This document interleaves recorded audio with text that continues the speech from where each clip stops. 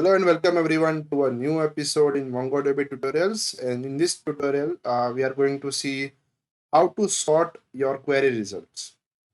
So in the previous video, I explained how to fire a query on your MongoDB collection, and we will get some results based on your query, right? But let's say I want to sort those results based on a particular column or a particular value. Then how we can do that sorting? It may be ascending order, it may be descending order. So we have a function which helps us do that. So which is sort. So this is sort. This sort is used after the find function or the find query. So the structure is we have this collection name, right? Collection name. Then we'll find some query, and then after that query we will apply sort function. So which will return which in which we have to specify a column. So for using which column I want to sort the result output or the results, and then we have to specify a direction. So direction is nothing but in ascending order or in descending order, right? So the default is ascending order, but we can assign specific value.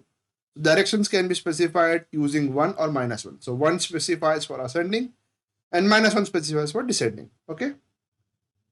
So let's try to do an example. So uh, we have the data of names and roll numbers of students, and I want to sort the students based on their name. So how we can do that? So for I in my collection dot find, and in that particular find, let's say I don't give any query for now, but you can give any query, and then I want to sort using name. So I will specify name in quotes, and then I want to specify in ascending order, let's say, and then I want to print it. So if I print it, let's see what is the output. So you can simply see कि हमारे यहाँ पे जो भी records है ये ABCD के हिसाब से sort किए गए हैं. So Alex comes first. In the roll numbers, as you can see, they are not sorted because we are sorting it by name. So Alex, Aman, Deepak, and then S is the last. So Shantanu is the last.